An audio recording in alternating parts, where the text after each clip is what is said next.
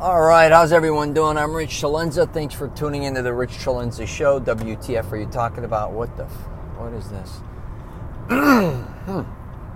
All right. Actually, I'm driving from New York to Providence, Rhode Island, which is quite interesting because I've done this drive before, and it was just making me think about something. And I'm sorry about if my audio isn't perfect. A lot of times the only time I have to do these podcasts is when I'm traveling and I have to go about 35 miles. So I said, let me do a quick podcast regarding a trip I once took, which was kind of funny, with my cousin to Rhode Island. About 9-10 years ago, I was living in San Diego, and a job came up where they asked for me to go visit a bunch of locations throughout California, Phoenix, Vegas, down to Texas, Louisiana, and then go into Florida. A bunch of different locations, visit a bunch of different malls for a certain brand. And I said, yeah, that sounds pretty cool. It would be like a road trip throughout January. It was like a 30-day road trip. It was across the country, literally from one side to the other. And I was working with a Mexican guy in California who I love. Actually, he was a contractor. He was kind of a bigwig, and he was also scheduled to do a bunch of stores as well. I don't know how. Mine was because I was familiar with California, and I was familiar with Vegas, and even going back and forth to Arizona, and just familiar with all that. And they put him on the East Coast to do like 105 stores, which was basically Rhode Island, Massachusetts, New York, Jersey, what else? Obviously, I just said Boston, but maybe parts of D.C., Virginia as well. So to make a long story short, we both had our schedules, and what's funny about this guy, this Mexican guy, I love that guy. He was an older guy, and he was funny because he used to, now that I think about him, he used to go after on the internet, on dating websites, and he went after wealthy women that were in motorcycle clubs. He loved motorcycles. He had a motorcycle, but he went after these women. He was hilarious. You had to make an average like $200,000 to date them. And it was like Orange County, all these things, which was funny. And then he asked me to pair up with him to go to Beverly Hills to do it, because I guess there were these wealthy women that belonged to bike clubs there as well with men. They're like a social group. And he's hilarious. He kept saying, Rich, you know the film industry, you know LA, and blah, blah, blah. I said, first of all, I don't know LA like you think I do. I've made a couple independent films, which we were just talking and laughing, and he's like, yeah. So anyways, I told him, you're out of your mind. Last time I rode a motorcycle, I loved motorcycles when I was younger. I had a couple mini bikes. I had like a YZ50 when I was real little, and then I didn't have it. My step uncle had an XR75. I don't remember. This is back in the 70s. I think that's what it called, a Honda? Or I'm not sure what type of, but I ended up flipping over the handlebars once, snapped my collarbone. Another time I ran into a fence. I loved them. I still would love to get on dirt bikes. I think motorcycles are the most incredible thing in the world. I think my attention span's horrible, and then I lock in my brain, so that's why I ended up getting a convertible, because I love the freedom of a motorcycle. I just don't want to get killed on one. So he was always trying to convince me to go ride with him and get a motorcycle, which was out of the question. But let's fast forward a little. So I'm getting ready to go on my trip, and he was getting ready to go on his, and he said, can I talk to you about something? And it was kind of one of the funniest meetings I ever had. He said, Rich, would you mind doing the East Coast? And this is in January. And, it's pretty brutal on the East Coast, I know, like a lot of people. And then he's like, first of all, I don't think I could do this many stores by myself. I said, that's a lot to do, visit that many places. I understand. He's like, I'm going to have to partner up, but, I can't partner up with you because you're doing the other locations throughout the other states. He said, but would you consider doing the East Coast for me, and I'll do your route? And at first I felt like saying, are you out of your fucking mind? Because I know what that would entail in January. It was literally a whole month of January. And one thing was, I knew it was bad, but I really underestimated how bad it'd be because I ended up doing it.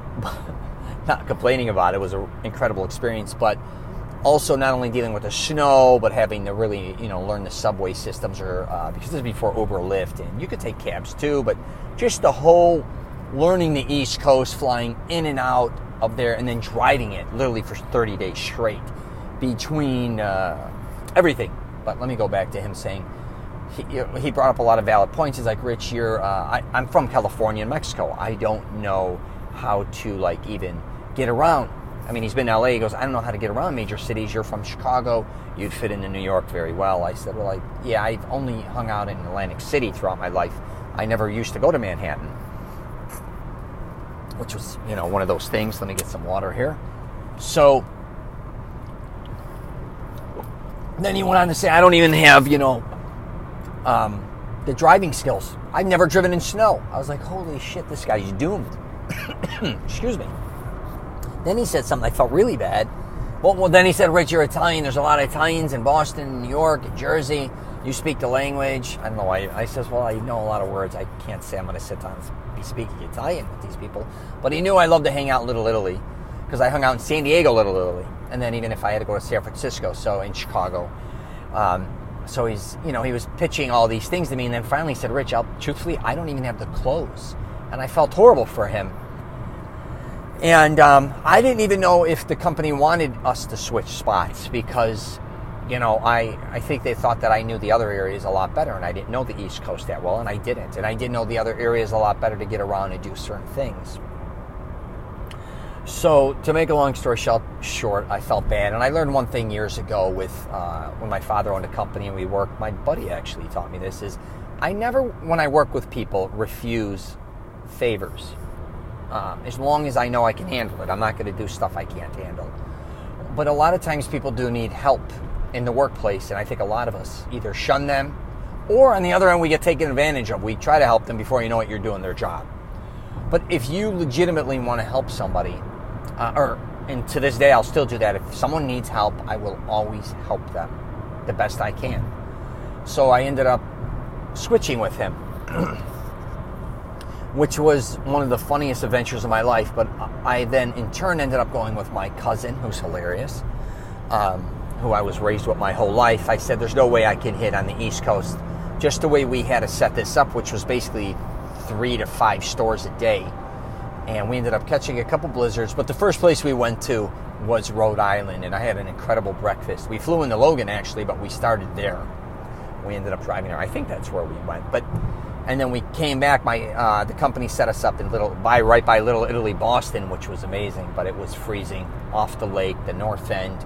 I can't even tell you how many times I've been to Boston since then. But that was a funny experience. It was too cold to go to Fenway. My cousin is obsessed with baseball, so I felt horrible. But at least we got to drive past all the stadiums. It would have been amazing to do in the summer because maybe we could have incorporated some games as well. But like I said, it was January. But a lot of funny things happened on that trip. I went to just crazy hotels. I went to this hotel and it was, I don't know how to explain it, but it was like the rooms were set up for really small people. And my cousin's pretty small, but I'm not saying I'm huge by any means, but they were single beds. And these were all we could find at the moment because we just had to take a room wherever we were at.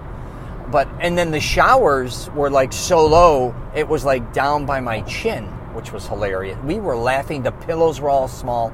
I've never seen a hotel like this, and it wasn't necessarily for people that were short or anything. We could not stop laughing. I don't know how we ended up in this hotel. Don't even remember the name of the hotel. It was somewhere, I think, in Jersey. Then another time we pulled into a hotel, and it was a swinger convention, which was hysterical because they thought we were there for that. And I kind of, he dropped me off. A lot of times he dropped me off. I would check us into the hotel, and I was all dressed up. And I was checking in, and I was done checking in. There was a group standing there and going, sir, we're over here. Come over here. And I was like, I'm sorry. So I walked over there, and they're like, okay, for you to sign up, what's your name and all these things. And I said, I don't know what the fuck you're talking about. They're like, oh, we're having a convention, a swingers convention. I take that back, actually. They hit me up before I even went to check in for the hotel. Then they hit me up and were talking to me. I said, no, I'm not here for that. I'm sorry. And they're like, oh, really? Well, most of the hotel. But we had no choice because wherever we ended up that night is where we had to go. Or we would end up in a place we had to start in the morning. But nonetheless, I went to go check in. We were in a pinch. This was the only thing available we could find. It was one of those things. We weren't even using apps or anything. We would just drive, and then if we hit the wall, we'd hit the wall that night. Like I said, either we would just pull over and literally say, do you have any availability? And they said yes, but this whole weekend is a swinger, or this week, I'm sorry. I think it was a week, or was it a weekend? I can't remember. The upfront guest said, we have some openings, but truthfully, almost every floor, you understand, it's the swingers thing they're having and this and that. They blocked off most of the hotel. And I said, I'm exhausted, so is he. Let's just, whatever. That's kind of gross, whatever. I could care less what they're doing. So my cousin came in, he was laughing because these people were, I gotta say, nothing against swingers. They were some of the funniest, craziest people I've ever seen. We didn't even go to the bar. I usually don't go to a bar. We just wanted to sleep. We were looking at these people up and down the hallways. They all had their doors open. It was a fiasco. A lot of the women kept trying to, they were talking to us. They were just very social. It wasn't even necessarily, and the guys too. They were all very nice people. We were just laughing. And we were getting ready to we were starving actually. And I think we ordered food. They said you can order pizza. So I think we ordered a pizza and they came, but even the pizza guy was like, what the hell's going on here? Because a lot of them had the doors open. Not that they were having sex with the doors open, but as time went on, they all started to have sex with each other. It was so funny because even the rooms next to us were having sex, like group sex. You heard it and we're laughing, and you'd hear a guy come in real fast and start fooling around. Or like a group start, and then it would be over real fast. And we were just laughing our asses off. You had to be there for that one. And then we had a close call, another one. I don't even know why I'm telling you about this crazy road trip, but another call where my cousin, we got paid, and he had to send a large amount of money in a money order for a bill, and he had to mail it. He doesn't trust apps or any of that bullshit. So what happened was he got the large money order, and we went to check into a hotel, and we got inside the room, and I can't remember what the problem was. Either the heater broke or the television didn't work or some shit. So very quickly, we ended up changing rooms. I called. They said, we'll set you up in another room, meet us here. So we packed our shit up and we left. It wasn't even that big of a deal, whatever was wrong with the room. Excuse me. So we go. I think we go get food, or we were eating. We brought food. I can't remember. And all of a sudden my cousin goes, where's the money order that I have to mail? And I says, I have no idea. I haven't seen it. He's looking around. He left it in the other hotel. So I asked him, hey, did you sign anything? He goes, no, I got the money order. We got it at the bank earlier. He goes, I'm positive I brought it in a hotel because I was looking for a pen. But I said, let's do this first. Let's eat. So he basically left a blank money order in this room. So we're thinking, now time's gone by. They fixed the problem, whatever. So I went up to the front desk. I said, let me handle this, because he was very nervous. I can't blame him. He's very upset. And I said, you know what I mean? He's like, freaking out, like, who's not going to steal this? If somebody goes in that room, even to fix something, they're going to steal it. Whoever goes into the room, if somebody else checks in the room, they're going to steal it. It's a blank money order for thousands of dollars, So I said, I'm going to promise you something. I'll get it. I'm pretty good at collecting money. That's what I basically did when I was younger, even legally or illegally. And people think it's all about threatening people or all these different things, when the truth is you can get what you want a lot of times if you do the things the right way, and sometimes a little intimidation if it's in certain situations. So that doesn't mean you're going to be fighting everybody, you're pulling guns out. I know you may have seen that in the movies. That's a lot of nonsense for the most part. Don't get me wrong, people catch beatings all the time for not paying, but usually things are worked out for the most part. In this case, I must admit, deep down inside, I was a little nervous because I'm telling my cousin, I'll take care of this. So I went down to the desk and said, hey, any way we could get back into that hotel room. And I didn't even want to tell them what we left in there, because they could say, oh, we can't let you in there now because of legalities, and somebody goes in there and steals it. So I said, anyway, and they said, no, we've booked it since then. They fixed the issue. I said, okay. So I'm thinking one of two things happened now in my head. Whoever went in to fix it stole it from the hotel, possibly, because if they went in and seen it, they would have brought it back, and then they would have notified us. They know we're there. And they didn't do that. So that was one thing. And then the other thing is, obviously, whoever's in there is going to take it. And because they didn't obviously bring that back, because it's been a while, like an hour or so. Let me get some water. So, in my opinion, it comes down to those two people. And my cousin guaranteed me he brought it into the hotel room. So, and it wasn't in the car. He checked the car, suitcase, everything. Like he said, he kept remembering he was looking for a pen because he had it right there. And he didn't lose it. He guaranteed me that. So, and I think I saw it out of the corner of my eye with him.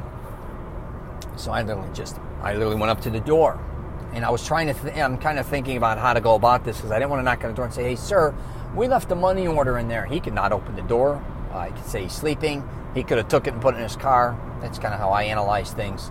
So I just banged on the door, and I literally said, give me the fucking money order right now. But I banged the door hard, and I'd say I was still like 220 maybe back then or whatever. I put my leather coat on. I just went in there, and I was looking right through his peephole, right directly through it. So he's seen exactly who I was.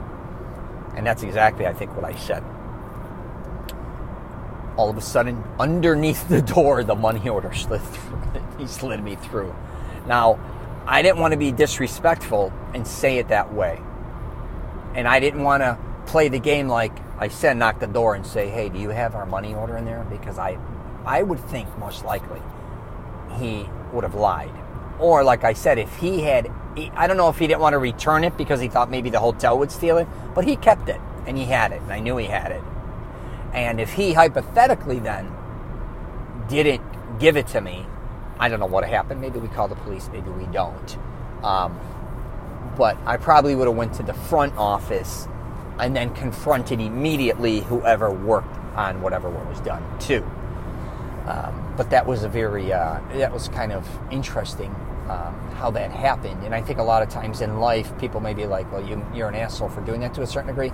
Sometimes in your life, you know, people aren't that honest out there, and they're going to fuck you.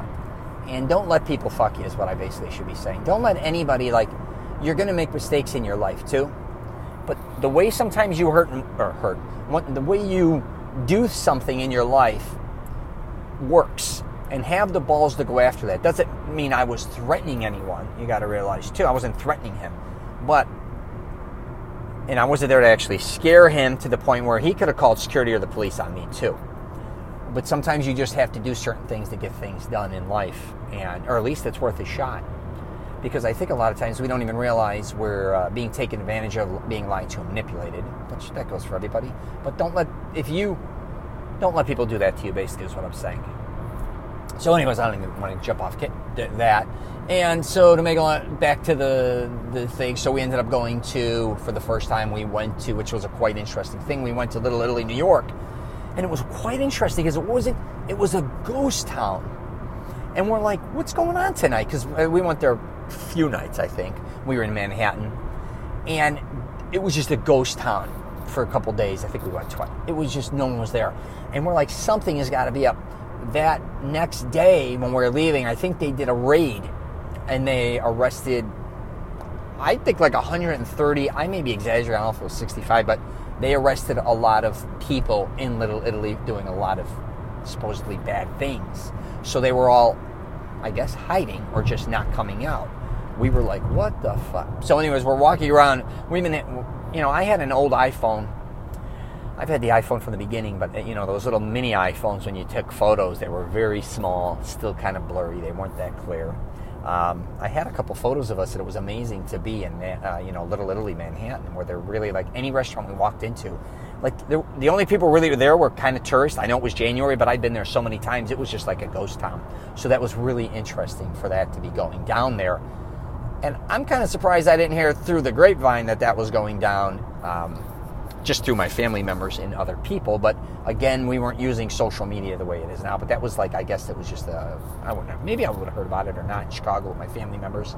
A lot of them are not New Yorkers, but still, I do know a lot of New Yorkers. Some of my closest friends are New Yorkers. When I moved to Florida, I basically hung with New Yorkers. That's who I hung out with because that's who I felt I had the most in common with. But what else happened on that crazy trip? We got caught in a couple blizzards. One time our car, literally we came out in some part of Massachusetts. Our car was we couldn't even find our car. That's happened to me before, but this was the first time that happened in my life where we came out from the hotel and nobody knew whose car was whose because there was so much snow and then the wind blew it. We're all hitting our alarms. That was kind of funny. And then we got snowed in one day, I remember. Maybe in another week. They wouldn't let us out on the roads, but we ended up still taking off. And it was 12 below. Holy shit, did we freeze. And then I left we left that trip. Me and him flew back to Chicago together. Instead of me going back to California. We landed, and the next day we caught the biggest blizzard in Chicago, which was like 17 inches. So we went through a ton of snow, and we thought, oh, maybe we'll get a break. Chicago doesn't snow nearly as much as people think it does. It snows. Wisconsin, it snows. But like if you've ever been to Boston, for at least the last 10 years, or Massachusetts, obviously, those areas, even parts of New York and Buffalo, obviously, and I'm there all the time. I'm here right now, obviously, a lot more snow. But it was kind of funny. I think it might have been the next day. I landed, and the next day I went to stay at my uncle's, and my grandmother was there, and I went to see everybody, and I woke up, and it was 17 inches of snow, and my crazy grandmother's hilarious. She's like, get off your... After traveling literally 30 days straight, 28, nonstop working, she's screaming in the morning, get off your ass! You got to shovel the driveway. There's tons of snow. Nobody can get in and out. Get off your ass. She's yelling at and I was laughing. I'm like, all right. So then I get dressed with my uncle, and we go start shoveling. And I won't stop till I finish. So I keep shoveling. And then they're like, come on in for a break. Come in and I eat. I keep shoveling. I'm shoveling for hours. We're all, me, my uncles. And then he was coming in and out. He was busy. And then I had other family members there, some other girl cousins. And then before you know, my grandmother screaming, get the hell in here. You're going to have a heart attack and die on us. You're going to get frostbite tonight. All this stupid shit. One minute she was calling me a lazy piece of shit. The next minute she's telling me to get my ass inside. I'm going to die if I keep going. Typical Italians, right? So anyways, that was that trip. I'm trying to think what else we ran across. He's got a bunch of funny stories too. I got to get him on this thing. And what's funny about my cousin is we couldn't be more opposite. He never really talks. And then when we're together, I'm always talking. But what people don't realize a lot about me is I'm very, very introverted. And I'm very extroverted. I'm kind of both to the extreme. So when I grew up with my cousin, he never spoke, and I really never talked. And then eventually I became the talker of the two. When I'm with him, all we kind of do is laugh. And all I hear is from my family members is my cousin. I'm the only one he talks to. But our mothers were best friends, even though my mother, his mother is my mother's aunt. But because my grandmother had my mother at such a young age, what was I going to say? My cousin, the one I'm talking about, is my second cousin. It's my mother's first. So I'm actually older than him. But to make a long story short, my mother, which is her, my aunt, his mother, married into our family. But my mother, that's one of her best friends, and obviously her aunt she grew up with. They're very close in age. And I've been with him my entire life. What's kind of crazy with us two is we also could tell each other to piss off, like get in arguments, call each other jag off, and literally 5 minutes later, we don't even care. Like if he's getting on literally I'll tell him he's getting on my nerves, or I'm getting on his nerves, or shut the F up, you don't know what you're doing. Like really, it's that harsh, which I love that about him. And I don't know, if you've ever traveled with someone to go 30 days with somebody and doing everything together, literally we did everything together, where we were in the car together, spent hotel, we ate every meal together. The only time I'd go to the gym, and I would tell him, go do whatever you want to do, like take the car. Sometimes he'd go to a sports bar just to watch. He's obsessed with baseball and football and everything. I love sports too, so a lot of times I'd even end up, he'd read, he loves reading, and then I'd go work out and come back, and we'd go watch, sports together if we had any time, but we really worked so much, it wasn't like that. But you really learn your patience on who you are as a person, as far as, from one, getting a job done that you don't know if you're going to get done, and just being on a mission to say, holy cow, I did that. I really knocked it out. I visited 105 stores in like 28 days, even though, I did it with someone, but I did it. And also just learning how, to be patient with yourself and somebody else, and kind of learn how to not overreact on a lot of things, because you got a lot of different opinions kind of going. And when you're with somebody all together, we had the shutdown periods where we wouldn't talk for hours, not because we weren't mad, we're just kind of both introverted, which worked really well for me. And then other times where we wouldn't shut up. And even listening to music, I could care less. I'll always listen to his music or sports. But all these different things. He wanted to drive the whole trip for the majority of the time. I drove a little bit, I think. But I was kind of like navigating everything. I was booking everything, either through phone, that could be whatever it is. So I was kind of the navigator, and he wanted to drive. So, and we just were a team.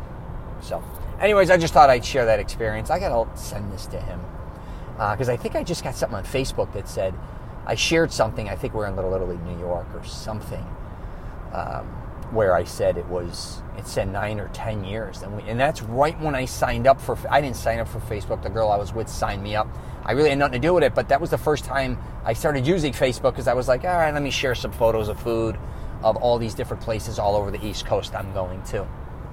The one thing I don't mess around with is food when I travel. I work out and I eat decent food. And I love food. I don't know who doesn't. So I'm going to wrap it up there. If you get a chance, you can try my Mastering Self-Confidence program out. I'm getting ready to actually launch that, or at least just research it. I have a YouTube channel out as well. It's just Rich CELENZA. I'm on LinkedIn, Twitter, Facebook, Instagram as well. So, and I'm also going to be I love the podcast way more than the videos, not just because of, it just lets me kind of just vent a little bit, recap. I also like helping people more than anything, or I try to help them, and sometimes I may get a little weird with it, like the story I told you about the money order, but that's just who I am. I'm not going to try to shy away from situations I've been through in my life, in my past, or all those things, because that's who I am, and I don't edit these podcasts. I let it come out of me. It just comes out. So that's the one part I do love about it, the honesty and genuineness of it. And so I'm going to wrap it up there. If you're traveling, safe travels and take care.